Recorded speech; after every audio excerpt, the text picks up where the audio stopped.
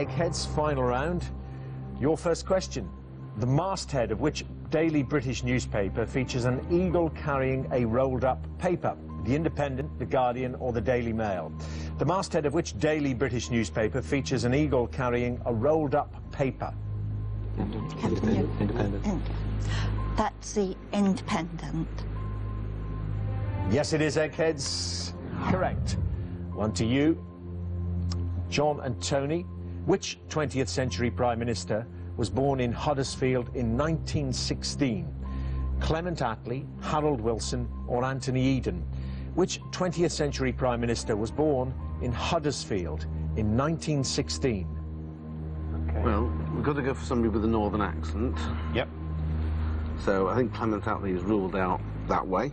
Yeah, he would have been too young as well. Anthony Eden, I think he was a bit posh too. He was the early 50s, I think. Yeah, and I think the one that fits my bill is Harold Wilson. I would agree entirely. Yeah. Yeah, I think Harold Wilson. Your answer? Mm-hmm. Harold Wilson, Eggheads? Yep.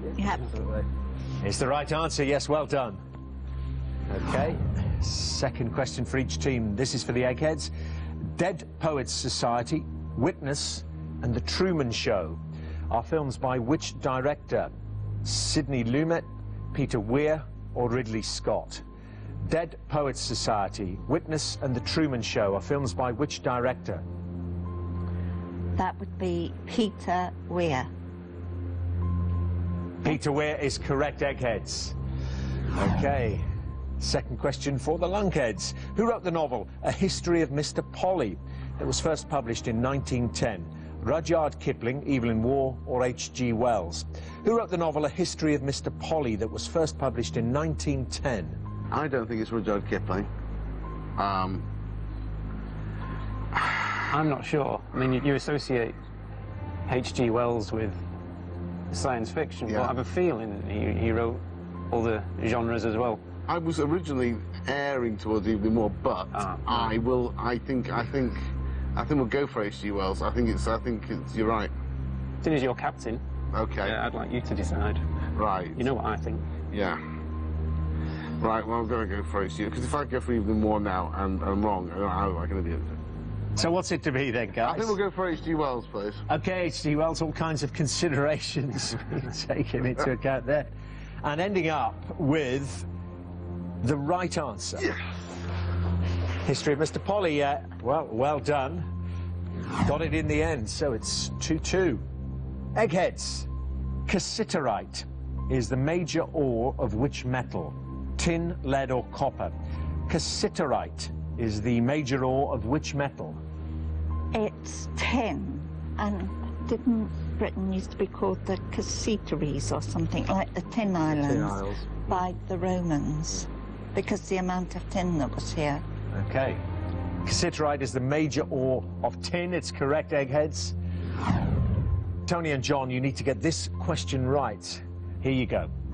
What is the name of the tough regime of surveillance to which the young Queen Victoria was subjected in an attempt to keep her dependent on her mother? Is it the Kensington system, the Camberwell system, or the Buckingham system?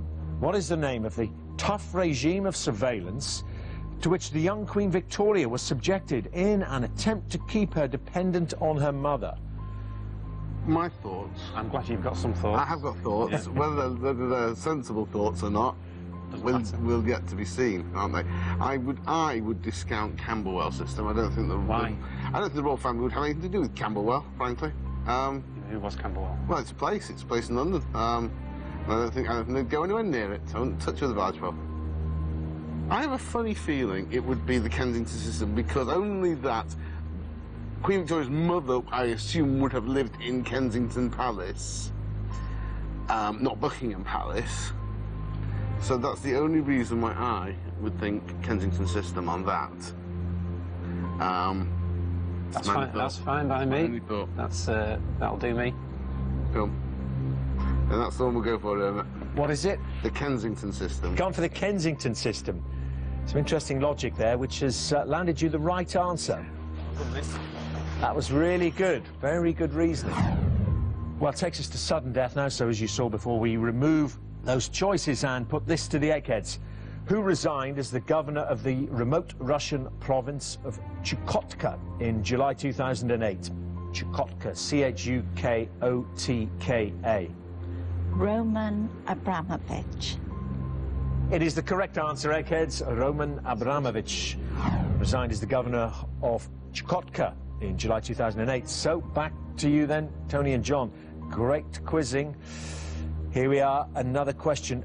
A reliquary said to contain the bones of the three wise men is in a cathedral in which German city? Is there any reason why they'd be in a particular German city? Well, it would have to be a cathedral. There'd have to be a famous cathedral there, a famous medieval cathedral. They're all medieval. The Hamburgs and the Hamburg. I like the sound of Hamburg. I might come back to that. What do I also like? I also like the sound of, in my head, I like the sound of Munich.